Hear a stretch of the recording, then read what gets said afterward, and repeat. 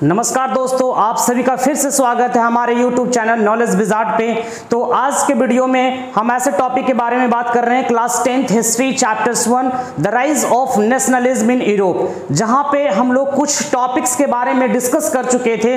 Last 2 topics रह गया था जिसको आज हम लोग पढ़ेंगे। तो कुछ टॉपिक्स के बारे में जो डिस्कस हम कर चुके थे वो यहाँ पे आपके स्क्रीन पे दिया हुआ है, तो आप लोग वीडियो लास्ट तक बने रहें और इस चीज को बिल्कुल देखें। और जो भी पहली बार हमारे चैनल्स पे आए हैं तो लाइक शेयर और सब्सक्राइब करना ना भूलें। तो क्लास 10th हिस्ट्री जो है, जो कि चैप्टर्स 1 का कुछ टर्म मैं आप लोगों को बता दिया था, और जो 2 टॉपिक रह गए हैं वो 2 टॉपिक में से आज फर्स्ट टॉपिक को हम डील करने वाले हैं। और जब ये चैप्टर्स पूरी तरीके से खत्म हो जाएगा तो उसके बाद हम बहुत ही ज्यादा इंपॉर्टेंट क्वेश्चन जो MCQ है वो MCQ मैं अपलोड करूंगा। तो जितने भी सारे स्टूडेंट हैं क्लास 10th के, ठीक है, जो भी CBSE बोर्ड के हैं, वो देखना बिल्कुल भी ना भूले, क्योंकि ये आपके बोर्ड एग्जाम के लिए बहुत ही ज्यादा मोस्ट इंपॉर्टेंट होने वाला है। और आपका एक भी MCQ क्वेश्चन जो है, मल्टीपल चॉइस क्वेश्चन जो भी SST में आएंगे हिस्ट्री से रिलेटेड, वो बिल्कुल भी आपका नहीं छूटेगा। तो जैसा कि हम लोग जानते हैं कि हिस्ट्री चैप्टर 1 में कुछ टॉपिक्स को डील कर चुके हैं, तो चलिए हम लोग स्टार्ट करते हैं। तो आज जो हम लोग टॉपिक जो पढ़ने वाले हैं, the visualisations of the nations. Okay, then let's start. हम लोग अभी तक किस किस टॉपिक्स को पढ़ चुके हैं, ठीक है। True fact lines that we have read, French revolutions को हम लोग पढ़ चुके हैं जो कि 1789 में हुआ था। उसके बाद द मेकिंग ऑफ नेशनलिज्म, इस टॉपिक्स को भी हम लोग डील कर चुके हैं। नेक्स्ट है द एज ऑफ रिवॉल्यूशन, इस टॉपिक्स को भी हम लोग डील कर चुके हैं, जो कि 1830 से लेकर के 1848 तक हुआ था। ये सभी को पता है, ठीक है, कि जो द एज ऑफ रिवॉल्यूशंस का टाइम ऑफ पीरियड था, है ना, वो 1830 से लेकर के 1848 तक था। और इसमें काफी ज्यादा रिवॉल्यूशंस हुआ था। बहुत ज्यादा रिवॉल्यूशंस होने के कारण ही इसको हम लोग क्या कहते हैं, द एज ऑफ रिवॉल्यूशंस बोलते हैं। उसके बाद जो हम लोग पिछला टॉपिक डिस्कस किए थे पिछली बार के वीडियो में, तो वो क्या था, the making of Germany and Italy, Italy और जर्मनी का यूनिफिकेशन कैसे हुआ। इसके साथ साथ मैंने आपको ब्रिटेन का भी बताया था, जिसमें से आप लोग पिछले के वीडियो में आप लोग देख सकते हैं। तो इसके बाद का जो टॉपिक्स है हमारा, ठीक है, वो क्या टॉपिक्स है, ये देखिए, visualising the nation, visual the Nations, ठीक है। इसको हम लोग किसी भी नेशंस को कैसे विजुअलाइज करेंगे, किसी भी नेशंस को कैसे हम विजुअलाइज कर सकते हैं, तो आज ऐसे टॉपिक्स के बारे में हम लोग डिस्कस करने वाले हैं। चलिए देखिए, अगर हम बात करें इन 18th एंड 19th सेंचुरी को, ठीक है, कि किसी भी नेशन को, किसी भी अपने राष्ट्र को, कोई भी राष्ट्र हो, इंग्लैंड हो चाहे यूनाइटेड स्टेट ऑफ अमेरिका हो, किसी भी नेशंस को कैसे हम रिकॉग्नाइज कर सकते हैं, कैसे हम विजुअलाइजेशन कर सकते हैं, ठीक है। क्या कोई एक ऐसा चीज है जिसकी वजह से हम उसको रिकॉग्नाइज कर सकते हैं, पहचान सकते हैं। तो अगर हम बात करते हैं इन 18th एंड 19th सेंचुरी की, ठीक है, 18वीं और 19वीं शताब्दी की अगर हम बात करते हैं, तो यहां पे देख सकते हैं आप अच्छी तरीके से कि कोई भी आर्टिस्ट किसी भी नेशंस को कैसे विजुअलाइज करता था, ठीक है। उसके बाद किसी भी कंट्री को किसी ह्यूमन फिगर की हेल्प से या कोई सिंबल से रिकॉग्नाइज करना, ठीक है। एक बात हमेशा ध्यान में रखें, जैसे मान लिया कि हम अपने माइंड में एक इमेज ले लेते हैं कि जैसे suppose that you are a king, ठीक है, आप एक राजा हो। तो जैसे ही हम बोलते हैं कि आप एक राजा हो, तो उसका एक इमेज हमारे माइंड में बन जाता है कि हाँ, एक राजा कैसे हो सकता है, ठीक है, उसका क्या क्या काम हो सकता है, उसका किस तरीके से इमेज, किस तरीके से रिप्रेजेंट करता है प्रजा को, किस तरीके से अपना आइडेंटिफिकेशन देता है।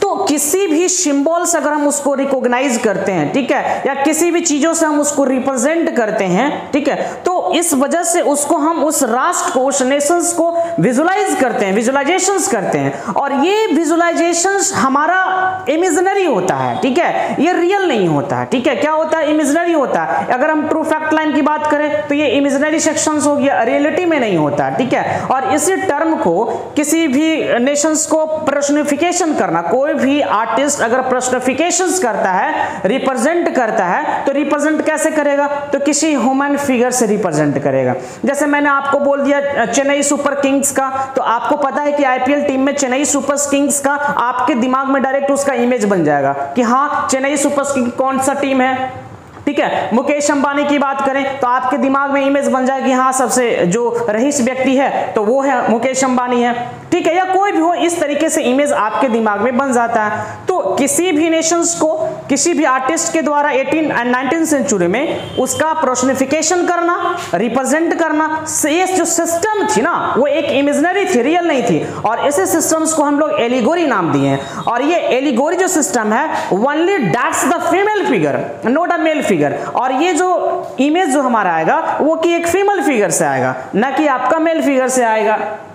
चलिए आगे हम लोग देखते हैं, ठीक है। एलिगोरी का यहाँ पे डिफाइन दिया हुआ, अच्छी तरीके से देखिएगा आप लोग। Allegory is a symbol that stands for an abstract concept. सही बात है, ये तो हमारा एक एब्स्ट्रैक्ट कंसेप्ट है, ठीक है। अगर हम बोलेंगे कि आप फ्रीडम को दिखाओ, आजादी को दिखाओ, तो ये तो एक इमेजिनरी है ना, आप आजादी को दिखा थोड़ी सकते हैं किसी को, ठीक है। स्वीटनेस को दिखाओ तो स्वीटनेस को आप दिखा थोड़ी सकते हैं, ग्रेडनेस को दिखाओ तो ग्रेडनेस को आप दिखा नहीं सकते हैं। That's only abstract idea in our mind, ठीक है। हम लोग के लिए एक एब्स्ट्रैक्ट आइडिया है जो कि एक इमेजिनरी पार्ट होता है।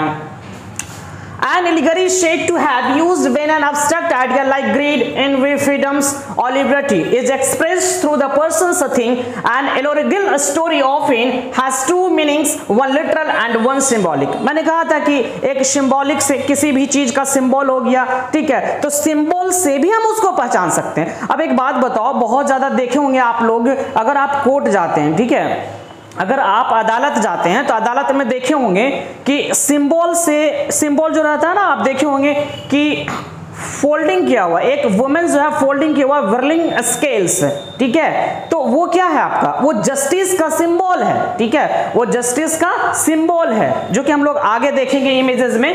देखिए यहाँ पे अब हम बात करते हैं कि जब हम लोग स्टार्ट पढ़े थे कि फ्रेंच रिवॉल्यूशंस, हमारा जो किसी भी कंट्री का जो यूरोप में नेशनलिज्म जो स्टार्ट हुआ, तो इसका कंसेप्ट कहां से आया था? तो आप लोग को भी पता है कि इसका कंसेप्ट सबसे पहले हमको कहां से मिला था? तो फ्रेंच रिवॉल्यूशन से मिला था, जो कि 1789 में हुआ था। वहीं से स्टार्ट होकर ना अलग अलग कंट्री में ये काफी ज्यादा स्प्रेड आउट हुआ, काफी ज्यादा फैला, ठीक है। तो यहाँ पे मैंने लिखा है कि जो हम पढ़ रहे हैं अभी, जिस टॉपिक्स को डील कर रहे हैं, कि the visualisation of the nation, किसी भी नेशंस को कैसे आपने विजुअलाइज किया? क्या किसी ह्यूमन फिगर से विजुअलाइज किया? क्या किसी सिंबल से विजुअलाइज किया?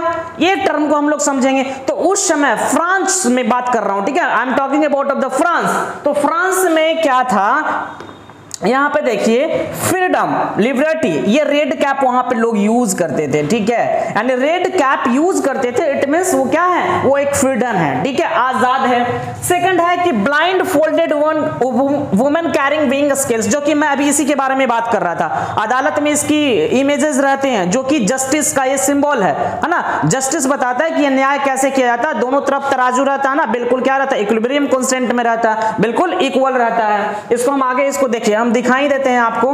देखिए ये फिगर देखिए, आप लोग अच्छी तरीके से इस फिगर को देख सकते हैं हम लोग, ठीक है, इस फिगर को देखिए। तो ये क्या, इस फिगर को जब हम देख रहे हैं तो इससे क्या हम फाइंड आउट कर रहे हैं, ठीक है, आपको कोर्ट में ये फिगर देखने को मिलता ही है, ठीक है, क्या है, एक यहाँ पे देखिए आप लोग क्या लिखा हुआ है कि ब्लाइंड फोल्डेड वुमेन, है ना, ब्लाइंड फोल्डेड वुमेन, और दोनों तरफ क्या है, तराजू है, तो ये जस्टिस का सिंबलाइजेशन है। इससे हम फाइंड आउट करते हैं कि ये जो सिंबल्स है, इससे हम पता कर सकते हैं कि ये जस्टिस का है, न्याय का है, ठीक है। अब इसके पहले हम लोग आते हैं, यहाँ पे क्या लिखा हुआ है, justice blind folded women carrying wing scales.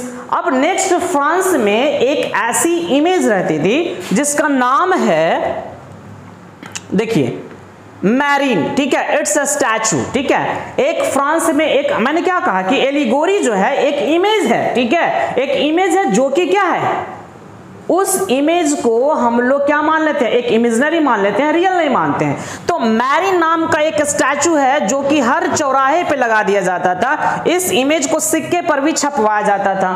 तो वो जो मैरीन था, जो इमेज था, उसको सिक्के पे छपवाने का क्या रीजन था, ठीक है, सिक्के पे ही क्यों मतलब छपवाया जाता था, या तो फिर रोड में हो गया, हर चौराहे पे ही उसको मैरीन का जो इमेज था वो क्यों लगाया जाता था? कुछ तो रीजन होगा इसका ना, ऐसे तो नहीं कि चौराहे पे उसका इमेज लगा दिया गया, सिक्के में भी उसको छपवा दिया गया, तो ऐसा नहीं है, ठीक है, उसका भी कुछ ना कुछ रीजन होता होगा। तो वो रीजन क्या है, तो देखिए वो रीजन हमारा क्या है कि it's represent for unity and nationality, ये यूनिटी को बताता है, ठीक है, ये एक साथ एकता को बतलाता है, नेशनलिटी नेशनलिटी को बताता है, ठीक है। तो ये किसकी बात मैं कर रहा हूं, फ्रांस की बात कर रहा हूं, ठीक है। अब इसके बाद हम बात करते हैं, ठीक है। ये आप देख रहे हैं कि सेकंड टर्म में मैंने यहां पे बात किया था, ये चीज ध्यान में रखिएगा कि France, freedom, liberty, justice, blind folded woman carrying wing scales, ठीक है। अब यहां पे इसमें आप ये भी याद रखिएगा ब्रोकन चैंस, ठीक है, ब्रोकन चैंस, ठीक है। ये ब्रोकन चैंस का मतलब क्या है कि भाई अब हमको आजादी चाहिए। यहाँ पे जो आप देख रहे हैं ब्रोकन चैन, ये जो आप कंडीशंस देख रहे हैं यहाँ पे, ये जो इमेज आप देख रहे हैं, ठीक है, ये इमेज से क्या चल रहा है कि नहीं अब हमको क्या चाहिए, तो फ्रीडम चाहिए, ठीक है। अब हमको क्या चाहिए, फ्रीडम चाहिए। ये ब्रोकन चैंस क्या बताता है कि अब हम लोग जो है आजाद होना चाहते हैं, ठीक है। ऐसे हम किसी कंट्री को विजुलाइज कर सकते हैं, तो किससे कर सकते हैं, तो एक ह्यूमन फिगर की मदद से कर सकते हैं, या तो फिर किसी सिंबॉलिक से मदद कर सकते हैं, यानी किसी को हम रिकॉग्नाइज कर सकते हैं, किसी भी नेशंस को हम विजुलाइज कर सकते हैं, ठीक है। चलिए आगे देखते हैं हम लोग। आपके एनसीईआरटी का बुक में ये चीज दिया हुआ है, आप लोग ध्यान से इस चीज को पढ़ लीजिएगा, बहुत ही मोस्ट इंपॉर्टेंट है, जो कि आपका एमसीक्यू में पूछा जा सकता है। और जैसे ही इसके बाद जो नेशनलिज्म और लास्ट जो टॉपिक बचेगा, नेशनलिज्म और इंपीरियलिज्म, ठीक है, ये टॉपिक जैसे ही एंड होगा तो फर्स्ट चैप्टर से हमारा खत्म हो जाएगा। उसके बाद बहुत ही मोस्ट इंपॉर्टेंट क्वेश्चंस आने वाले हैं आप लोग के लिए बोर्ड एग्जाम्स के लिए, जो मैं एमसीक्यू का क्वेश्चंस अपलोड करने वाला हूं, तो इसको बिल्कुल भी देखना ना भूलें। और जितने भी सारे लोग देख रहे हैं वीडियो को बिल्कुल शेयर करें और लाइक शेयर सब्सक्राइब करना ना भूलें और बेल आइकन को दबा दें ताकि आने वाला नोटिफिकेशंस बिल्कुल आपको टाइम पे मिल जाए। तो देखिए इस चीज को देखिए, इस इमेज को हम लोग देखते हैं तो क्या फाइंड आउट करते हैं कि एट्रीब्यूट क्या क्या दिया हुआ है, ठीक है। ये जो मैंने कहा ना कि किसी भी नेशंस को सिंबलाइज कैसे करोगे, किसी भी नेशन को रिकॉग्नाइज कैसे करोगे, विजुलाइज कैसे करोगे, तो सिंबल से, ह्यूमन फिगर से। तो देखिए क्या क्या है इसका एट्रीब्यूट, ब्रोकन चैंस, तो ब्रोकन चैंस में बीइंग फ्रीड यानी फ्रीडम हमको चाहिए, ठीक है। उसके बाद क्या है, ब्रेस्टप्लेट विथ ईगल, तो ये जो लिखा हुआ है ब्रेस्टप्लेट विथ ईगल, तो ये आपका जर्मनी में हुआ था, ठीक है। जर्मनी में जर्मेनिया, तो जर्मेनिया भी एक एलिगोरी है, ठीक है। जर्मेनिया भी एक एलिगोरी है, एक इमेजेस है, ठीक है, याद रखिएगा। वो किस तरीके का इमेजेस है वो हम लोग आगे देखते हैं, ठीक है। पहले देख ही लो आप लोग, सिंबल्स ऑफ जर्मन एम्पायर, जो कि स्ट्रेंथ को बताता है ना, जो कि किसको बताता है, स्ट्रेंथ को बताता है। इस चीज को हम अभी ही आप लोग को दिखा देते हैं, देख लीजिए, फिगर में देख लीजिए, ठीक है। यहाँ पे आप फिगर में देख लो, ये एक तरह से थ्रोन है, यहाँ पे ये देख लो थ्रोन, फिगर में देखो आप लोग, ये थ्रोन हो गया,